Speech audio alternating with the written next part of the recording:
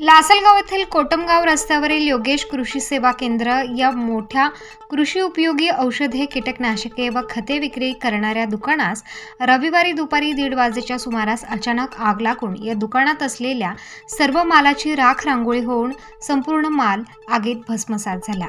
याबाबत माहिती अशी की कोटमगाव रस्त्यावर रासायनिक खतांची विक्री मोठ्या प्रमाणावर होते। आज रविवार असल्याने योगेश कृषी सेवा केंद्र हे दुकान बंद होते।